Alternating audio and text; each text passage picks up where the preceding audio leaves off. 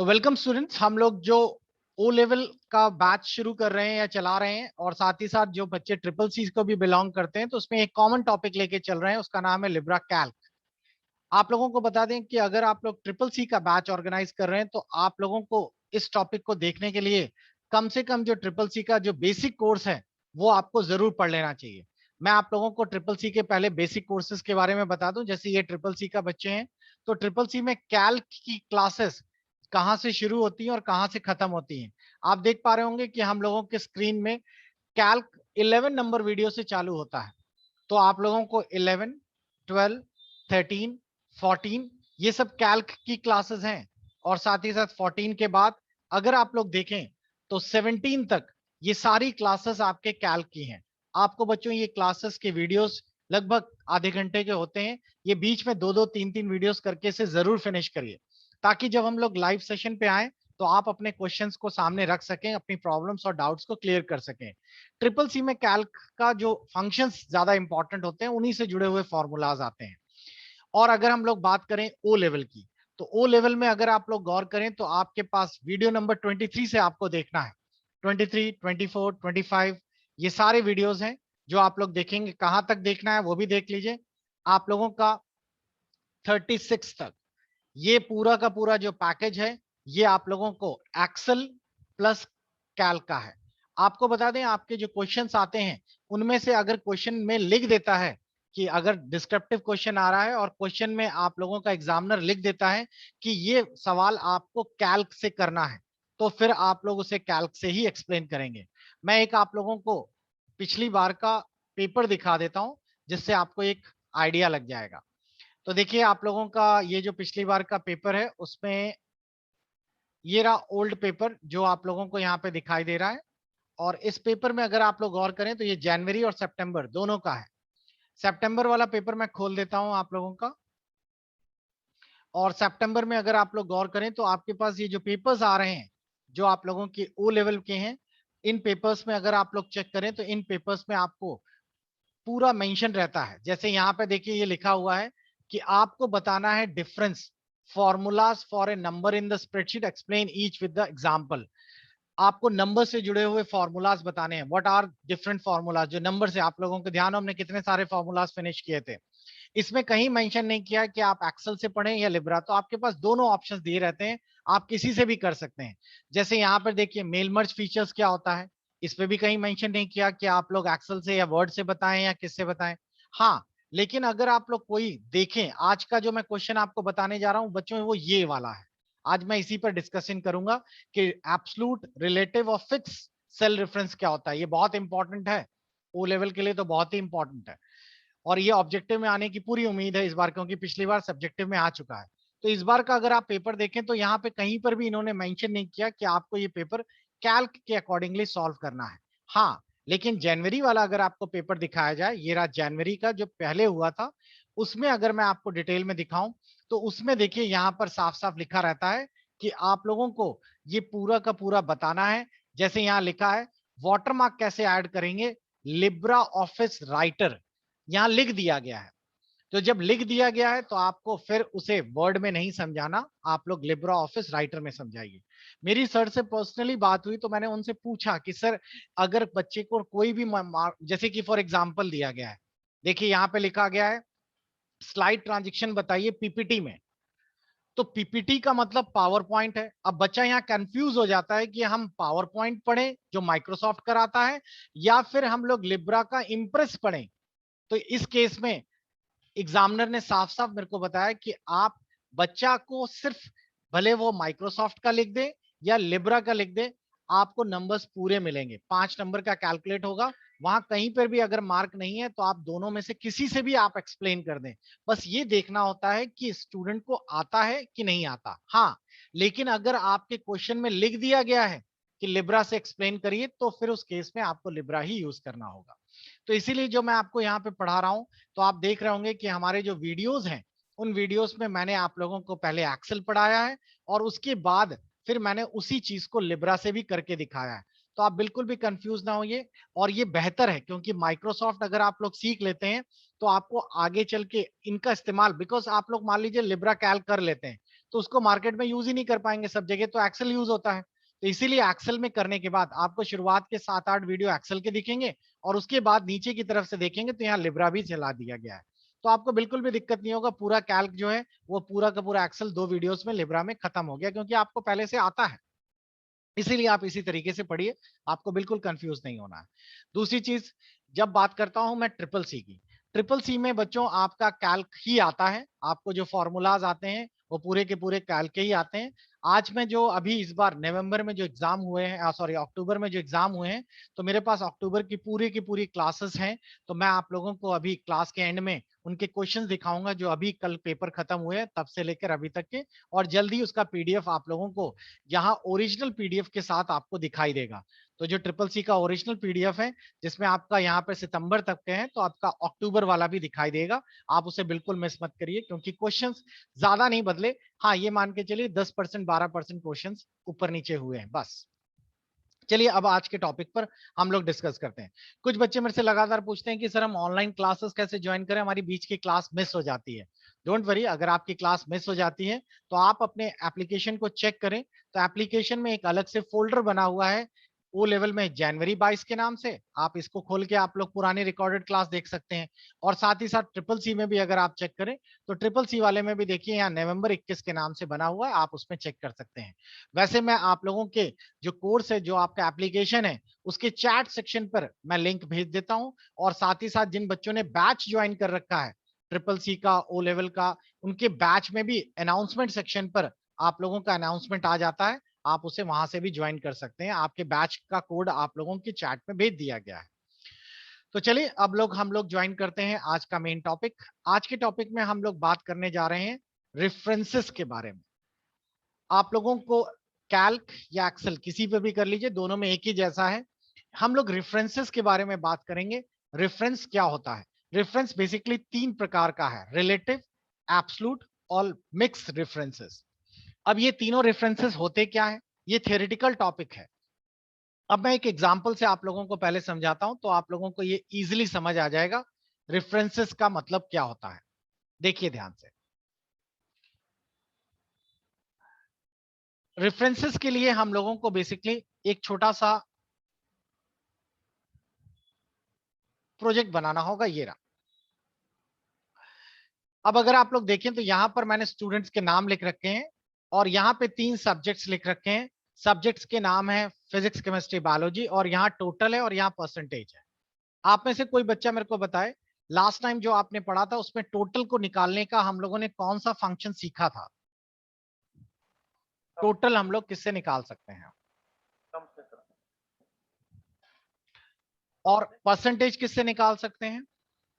Average से। आप percentage average से निकाल सकते हैं। तो देखिए यहां पर आप लोग सिंपल सा फॉर्मूला लिख दीजिए, इक्वल टू सम, ब्रैकेट लगा दीजिए और यहां से यहां तक के सारे नंबर्स ड्रैग कर दीजिए। तो देखिए यहाँ पे टोटल निकल कर आ गया और वो जैसे ही आप एंटर करेंगे आपके स्क्रीन पर टोटल आ गया 140। आप सिंपल देख पा रहे हैं, आपको यहाँ पे टोटल दिखाई दे रहा है। अब अगर हम लोग यहाँ बात कर रहे हैं परसेंटेज, तो परसेंटेज आप लोग इस तरह भी लिख सकते हैं, टोटल को 3 से डिवाइड कर दिया, या एवरेज भी लगा सकते हैं। तो ये फॉर्मूला कोई प्रॉब्लम नहीं है, इस फॉर्मूले में आप लोगों को कोई दिक्कत नहीं है, आप बिल्कुल सही कर रहे हैं। और अब जब आप इस फॉर्मूले को यूं पकड़ के आप नीचे तक ड्रैग करते हैं तो आप देख रहे होंगे सभी का टोटल और परसेंटेज निकल कर आ गया, हर बच्चे का। मैं यहाँ सब्जेक्ट्स के नंबर चेंज कर रहा हूँ, टोटल एंड परसेंटेज चेंज हो रहा है। ठीक है, अब अगर आप दिमाग लगाएं, यहां पर जो मैंने फॉर्मूला लगाया था, इस फॉर्मूले में B5 से लेके D5 तक के यही सेल तो हैं, B5 और D5, इनका टोटल यहां पर आ गया, इक्वल टू सम लिखिए, पहला सेल, रेशियो आखिरी सेल। लेकिन अगर मैं इस फॉर्मूले को नीचे ड्रैग कर देता हूं, तो फॉर्मूले को ड्रैग करने के बाद अपने आप फॉर्मूला जब नीचे आता है तो वो अपने आप को अपडेट कर लेता है। जहां B5 है वहां पर अब क्या हो गया, B6, ये वाले सेल से लेकर ये वाले सेल तक के नंबर जोड़ने हैं, तो ये है आपका B6 और ये वाला है D6। तो अपने आप जब मैं ड्रैग करता हूं तो फॉर्मूला अपने आप को अपडेट कर देता है। एक्सेल का यही तो एक बेनिफिट है कि आपने एक बार पकड़ के घसीटा, नीचे तक अपने आप आ गया। देखिए सब में अपने आप चेंज हो गया इस तरीके से। यहाँ पर गौर करिए E5 लिखा था, एंटर किया और यहाँ पर किया तो हमने E6 हो गया। तो बच्चों ये जो आप लोग फॉर्मूला देख रहे हैं जिसपे हम लोगों ने यहाँ पर सिर्फ रेफरेंस लिख दिया है, तो ये सिंपल सा जो डिफॉल्ट है इसे कहते हैं हम लोग, ये है हमारा रिलेटिव रेफरेंसेस। रिलेटिव रेफरेंसेस का मतलब हो गया कि हम लोगों ने सिर्फ सेलों के एड्रेस लिख दीजिए B5, C5 और D5।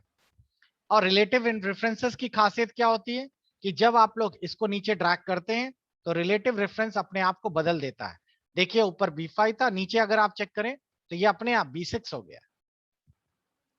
तो ये सिंपल सा फॉर्मूला जो आप लोग लिख रहे हैं, इस फॉर्मूले को जिसमें आप सेल का नाम डाल रहे हैं, आप कहेंगे कि हम सेल का नाम डाल के ना करते हुए ऐसे भी तो लिख सकते थे, equal to B 50 plus 50 plus 50, बिल्कुल लिख सकते थे, आंसर वही आता।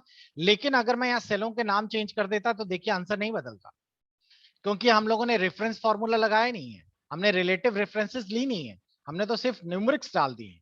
तो उस केस के लिए हम लोगों को B5 प्लस C5 और प्लस D5 ये लिखना चाहिए। अब रिलेटिव रेफरेंसेस लगाने से क्या फायदा होगा कि अगर मैं नंबर्स चेंज करता हूं तो अपने आप आंसर चेंज हो जाएगा। सिंपल सा क्वेश्चन है। तो ये तो हो गया पहला रेफरेंस जिसे हम लोग कहते हैं रिलेटिव। अब चलिए आगे अगला रेफरेंस बात करते हैं, और अगले रेफरेंस का नाम है एब्सोल्यूट।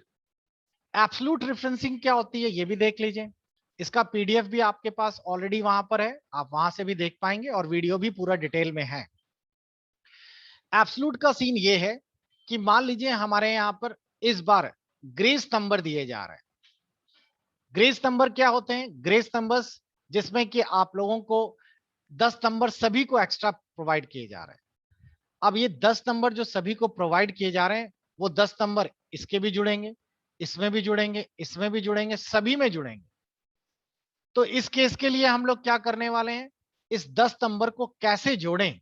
क्योंकि अगर आप लोग दिमाग लगाएं, आप लोग जरा फॉर्मूला बताइए मेरे को, देखते हैं किसको आता है। आप लोग मेरे को बताइए कि इस बच्चे के जैसे 180 आए हैं, अगर मुझको इसमें 10 नंबर इसको जोड़ने हैं तो मैं अपने फॉर्मूले में यहाँ क्या लिखूं? C2 ऐड करेंगे सर। अगर C2 प्लस ऐड करके सर उसको C2 fix कर देता हूं प्लस C2। और मैं इसको एंटर फिक्स कर कर देता देंगे हूं सर उसको तो F4 बिल्कुल से। ही सही है। और देखिए 190 आ गया यहाँ पर। लेकिन एक प्रॉब्लम भी है ना इसमें, कि अगर इस फॉर्मूले को अगर मैं एक सिंपल सा रेफरेंस फॉर्मूला बनाकर इसे एंटर कर देता हूं, तो अगर मैं क्या इसे ड्रैग करूंगा तो मेरे को बताइए क्या ये फॉर्मूला नीचे तक काम करेगा अगर मैं कंट्रोल डी करता हूं? नहीं सर, ये काम नहीं करेगा सर, नीचे सेल को ले लेगा सर, ये जैसे ही C3 को ले मैंने लेगा। अगर इसको ड्रैग किया, आप देखिए यहां तो फॉर्मूला सही है, लेकिन नीचे आते ही फॉर्मूला अपने आप को अपडेट कर रहा है ना। C2 नीचे आकर क्या हो गया C3, यहाँ के आके क्या हो गया C4, और C3 तो खाली है यहाँ पर, C4 में तो CHE लिखा हुआ है, तो अभी तो ये गड़बड़ हो जाएगा यहाँ पर। तो यहाँ पर ये फॉर्मूला काम नहीं करेगा। एक और एग्जांपल देखते हैं। ठीक, +10 करना। अगर हम +10 करेंगे जैसा आप बता रहे हैं, तो +10 में तो एक नुकसान है ना, ये चलिए काम कर जाता है, ठीक है, इसको ड्रैग कर दिया, यहाँ काम कर रहा है। लेकिन प्रॉब्लम है कि अगर मैं यहाँ 20 करूंगा तो क्या नीचे बदला? नो सर, नहीं बदलेगा। ये तो कोई मतलब ही नहीं हुआ ना। एक और एग्जांपल इसको देखते हैं। F4 से फिक्स करेंगे सर C2। अब इस केस को हम लोग एक और तरीके से देखते हैं, उसको भी देखिए ध्यान से। मैं आप लोगों को एक छोटा सा एक्सेल में एक छोटा सा कैलकुलेटर दिखा रहा हूं जो बैंक में काम आता है, और वो है बैंक का आरडी। ये रहा रेफरेंस कैलकुलेटर, या यूं कहिए आरडी को हम लोग कहते हैं रिकरिंग डिपॉजिट, सावधि जमा। आरडी कैलकुलेटर बेसिकली काम क्या करता है, अभी आपको पहले क्वेश्चन समझा दें प्रॉब्लम क्या है, फिर आप खुद ही निकाल लेंगे। आरडी में एक बैंक में एक खाता खुलता है आरडी अकाउंट के नाम से, इस पर आप लोगों को यहां पर अमाउंट डालना होता है। ये किस्त है, जैसे आपने बैंक में डाल दिया E6 में 2000 रुपए, यहां लिख दिया 2000, तो आपने जनवरी से लेकर दिसंबर तक हर महीने 2000 2000 2000 जमा कर रहे हैं आप, ठीक है। अब देखिए मैंने यहाँ पे 2000 की जगह ऊपर आरडी कर दिया 1500, मैंने एंटर किया, आपने देखा ना यहां से यहां तक सब में 1500 1500 हो गया। अब इसका बेनिफिट क्या होता है, जनवरी में आपने 1500 रुपए जमा किए, 1500 रुपए का इस पे ब्याज बना 11 रुपए, और आपको बैंक में 1511 रुपए जनवरी में दे दिए, दे क्या दिया, आपके खाते में ऐड कर दिए, ठीक। अगले महीने 1500 आपने फिर से जमा किए, अब जब 1500 आप फिर से जमा करेंगे तो पिछले महीने का जो ब्याज है ये दोनों जुड़कर पिछले महीने का जो अमाउंट है 1511 और 1500 दोनों ऐड होकर आपको 3011 रुपीज बना देगा। इस बार जो ब्याज मिलेगा इन दोनों के ऐड का मिलेगा और ये बन गया इतना 3035। सेम अगली बार 3035 1500 में जुड़ेगा। ये चीज हर बार होती रहेगी। अब देखिए मैंने यहाँ पे 1500 लिखा है, मैंने अगर यहाँ पे 2500 कर दिया सब में चेंज हो गया। यहाँ 10 की जगह हमने कर दिया 7% तो सब में बदल गया। ये कैसे पॉसिबल है? अगर मैं यहाँ पे लिखता इक्वल टू E6 तो E6 में देखिए 2500 तो आ जाता क्योंकि ये वाला सेल क्या है हमारा E6 है। लेकिन अगर मैं इसको ड्रैग करूंगा तो यहाँ ये काम नहीं करेगा क्योंकि नीचे आते ही वो E7 हो जाएगा। अब इसी जगह पर हमारा काम करता है एब्सोल्यूट रेफरेंसेस। एब्सोल्यूट रेफरेंसेस में क्या काम क्या होता है? ये वो रेफरेंस है जिसको हम लोग डॉलर के सिंबल से दर्शाते हैं। ये देखिए यहाँ E6 लिखा है तो E6 की जगह मैंने $6 लगा दिया। $6 लगाने से क्या होगा? अब हमारा ये जो है वो कांस्टेंट हो जाएगा। क्लियर? जो 6 है वो हमारा कांस्टेंट हो गया। अब अगर मैं यहां पकड़ कर ड्रैग करूं, अब देखिए यहां से मेरा E6 था और $6 लगाने के बाद मैंने यहां सब में ड्रैग कर दिया, कंट्रोल डी कर दिया। अब आप देखें इन सब में $6 $6 सब में आ गया समझ में? अब इसका बेनिफिट क्या होगा? अगर मैं ऊपर चेंज करता हूं तो वो E6 का बेनिफिट सभी में मिलेगा इस तरीके से। तो आपको समझ आ गया एब्सोल्यूट रेफरेंसिंग क्या होती है, जहां पे आप डॉलर सिंबल का इस्तेमाल करते हैं। अगर आप नोट्स चेक करें तो नोट्स में लिखा भी है absolute reference. To create absolute reference to H3 cell, place a dollar symbol in the front of the column and row. आप कॉलम में लगा देंगे तो ये कांस्टेंट हो जाएगा, रो में लगा देंगे तो ये कांस्टेंट हो जाएगा, इस तरीके से। क्लियर हो गया? तो इसी को हम लोग कहते हैं एब्सोल्यूट। अब पिछले वाले क्वेश्चन पे आते हैं। पिछले वाले क्वेश्चन में अगर आप लोग गौर करें तो पिछला जो क्वेश्चन था इसमें ग्रेस मार्क्स देने थे, तो ग्रेस मार्क्स मेरे को दोनों चीजों में लगाने पड़ेंगे। अब जरा दिमाग लगा के कोई बच्चा बताए अब फॉर्मूला यहां क्या बनेगा?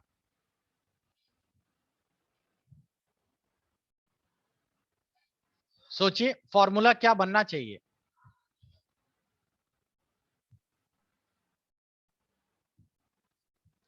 स्पीकर ऑन करके बताएं।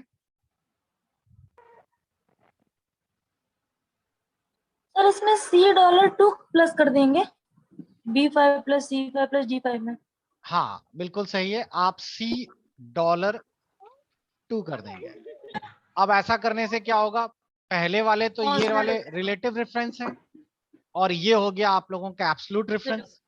दोनों इसने कंबाइन कर दिए गए और दोनों कंबाइन करने के बाद जब मैं इस पे एंटर करता हूं तो और ड्रैग करता हूं तो देखिएगा ये वाला तो यही रहेगा और नीचे वाले में देखिए जहां जहां हमने रिलेटिव रेफरेंस डाला था वो बदल गया, एब्सोल्यूट रेफरेंस वाला नहीं बदला, ये वही रहा।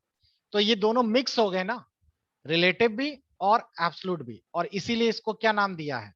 Mix reference. क्लियर हुआ सभी को? तो मिक्स रेफरेंसेस में एब्सोल्यूट और रिलेटिव दोनों रेफरेंसेस ऐड हो गए। तो देखिए अगर मैं यहाँ पे कैंडिडेट के नंबर 20 की जगह 50 कर देता हूं तो सभी बच्चों को उसका बेनिफिट यहाँ पर दिखेगा। सभी को क्लियर हो गया बच्चों क्या होता है? एक क्वेश्चन और भी दिया गया है, आप लोग इस पर भी इसका इस्तेमाल कर सकते हैं। ऐसे बहुत सारे क्वेश्चन है, अगर आप वीडियो में चेक करेंगे तो मैंने ये क्वेश्चन भी आप लोगों को मिक्स डिफरेंस में समझाया है कि अगर आपके पास ये प्रोडक्ट है और कितना प्रोडक्ट में रिडक्शन हो रहा है तो जीन्स और फैब्रिक का अलग अलग निकाल सकते हैं। खैर ये तो आपको वीडियोस में भी मिल जाए, एक इजी कंसेप्ट मैंने आपको यहाँ पर बता दिया। अब चलिए हम लोग बढ़ते हैं आज के दूसरे टॉपिक पर। किसी को अगर इसी बीच कोई डाउट्स हैं तो अपना हाथ रेज कर लें। अगर आप लोग एक्सेल या कैल्क की वीडियोस पढ़ रहे हैं, वीडियोस पढ़ने के साथ साथ मैंने आपकी क्लासेस का बेनिफिट बच्चों तभी सबसे ज्यादा होगा जब आप अपनी क्लासेस के साथ साथ पैरेलल में जो आपको दिया गया है मटेरियल उसको पैरेलल में पढ़ते चलें, तभी आप इसका भरपूर फायदा उठा पाएंगे। नेक्स्ट मैं आप लोगों को बताने जा रहा हूं वो है आपके कुछ इंपॉर्टेंट टॉपिक्स जो कि थियोरेटिकल चैप्टर्स के रूप में आते हैं। चलिए देखते हैं क्या है वो टॉपिक्स।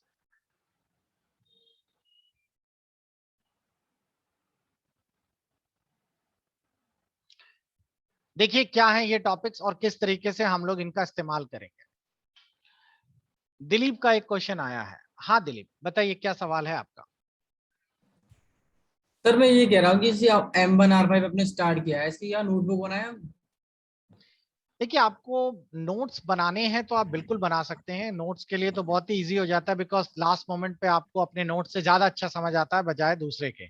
लेकिन अगर आपके पास टाइम नहीं है तो मैं आपको सजेस्ट करूंगा कि आप नोट्स ना बनाते हुए आप लोग एक बुक रेफर कर लें। अगर आपको आसान हिंदी वाली भाषा में चाहिए तो हम लोगों ने एक बुक रेफर की थी, बीपीबी पब्लिकेशन की। आप उसे रेफर कर लें और उसमें अंडरलाइन कराते चले। जैसे आज का मैंने कैलकुलेशन वाला टॉपिक बताया, एब्सोल्यूट और सेल रेफरेंस, जी। तो आपने वो पन्ने खोले, उस पर टिक लगा लिया कि हाँ ये टॉपिक है, क्योंकि आप वीडियो में समझ चुके होंगे। तो आप उसकी पूरी थ्योरी ना भी पढ़ेंगे तो आपको आसानी से समझ आ जाएगा कि हाँ ये टॉपिक हमें पढ़ना है। और उसमें बाकी जो कहानी है वो सब छोड़ दें। जितना मैंने अपने क्लासेस और मटेरियल में आपको बताया, सिर्फ उसी पे टिक लगा लें, ये आपके लिए इजी होगा। बाकी जो उसमें जी कंसेप्ट सर। है उसको छोड़ दीजिए। ठीक है। दूसरा है कि बहुत सारे बच्चे नोट्स नहीं लेते। वो लोग क्या करते हैं, वीडियोस पूरा देख लेते हैं और जो लास्ट में मैं गेस्ट पेपर देता हूँ बस उतना पढ़ लेते हैं। क्योंकि गेस्ट पेपर आपका 80 से 90, कभी कभार तो इस बार तो 95% तक कवर करता है आपका syllabus. Syllabus in the sense जो एग्जाम में आने वाला पेपर है उसकी बात कर रहा हूँ। तो आपको पूरे कोर्स की समरी मिल गई, पूरे कोर्स का सिर्फ 20% पढ़ना पड़ा और आपका पेपर 90% सॉल्व हो गया। तो वो बहुत फास्ट ट्रैक में काम करता है, बहुत ही बढ़िया रहता है उसके लिए।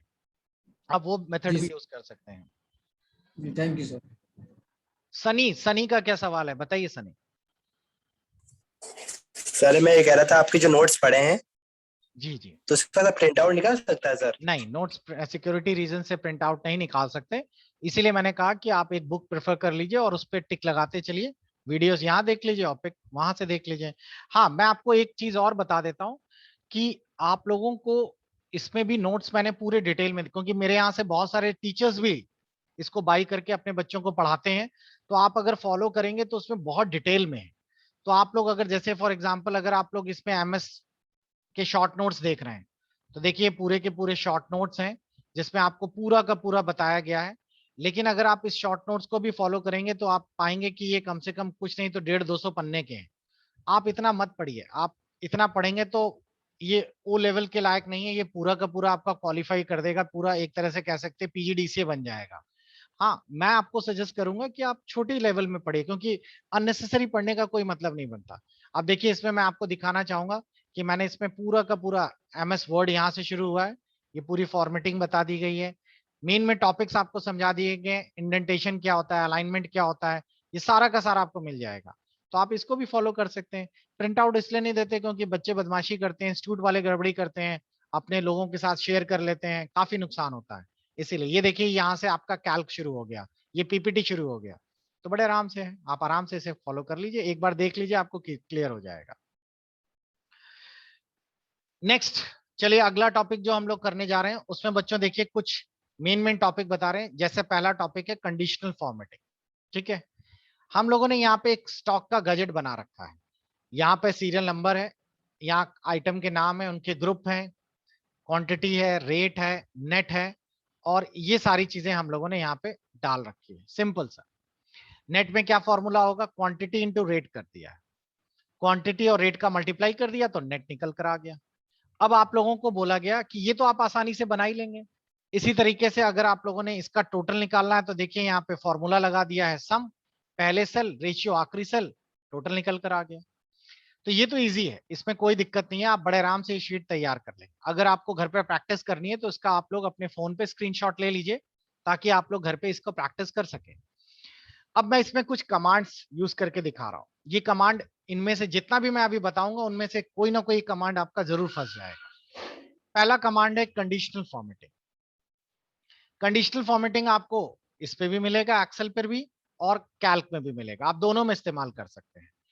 कंडीशनल फॉर्मेटिंग का मतलब होता है कि हम चाहते हैं कि हमारे जो सेल्स दिए गए हैं इन सेल में जिनका भी रेट 15,000 से ऊपर है वो रेड हो जाए, 10 से 15 येलो और 10 से कम वाले ग्रीन हो जाए, सेलों का रंग बदल जाए कंडीशन के अनुरूप। ये कैसे पॉसिबल है, आप देख पा रहे होंगे कि यहाँ पे पहले से कंडीशनल फॉर्मेटिंग लगा हुआ है तो ये रेड है। मैं थोड़ी देर के लिए इसके कंडीशनल फॉर्मेटिंग हटा देता हूं। अब देखिए हमें करना क्या है, सबसे पहले रेट्स को सिलेक्ट करिए। यहां से यहां तक रेट सिलेक्ट हो गए। ऊपर ये आपको मिलेगा होम के अंदर कंडीशनल फॉर्मेटिंग, यहां जाइए। यहां पे आपको कंडीशन पूछेगा बताओ कौन सी लगानी है। हमने ग्रेटर देन चूज किया, यहां डाल दिया 10,000, इधर से ले लिया मैंने रेड कलर, ओके किया, आपने देखा 10,000 के ऊपर वाले लाल हो गए। फिर मैंने एक और कंडीशन रिपीट की, बिटवीन, यहां डाला 10,000 से 15,000 और इसका रंग मैंने ले लिया येलो। मेरे ख्याल से मैंने पहली वाली कंडीशन क्या लगाई थी उसके हिसाब से फिर से बताता हूं। पहली कंडीशन है 15 से ज्यादा रेड, मैंने गलत कर दी है, यहां ग्रेटर देन 15,000 लिखना होगा और 15,000 के ऊपर मैंने लाल कर दिया।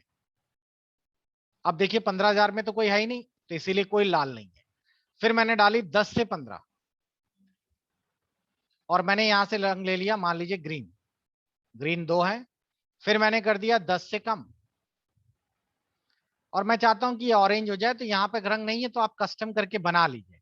कस्टम पे क्लिक करते हैं और यहां से हमने ऑरेंज कलर बना लिया।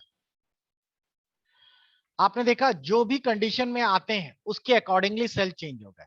अब अगर मैं यहाँ पे करता हूं किसी मोबाइल का रेट 18,000 तो अपने आप लाल हो गया, किसी का मैं कर देता हूं मान लीजिए यहाँ पर 10 से 15 के बीच में यानी 14,000, तो आपने देखा ये ग्रीन हो गया और बाकी ऑरेंज हो गया। इसी को कहते हैं कंडीशनल फॉर्मेटिंग।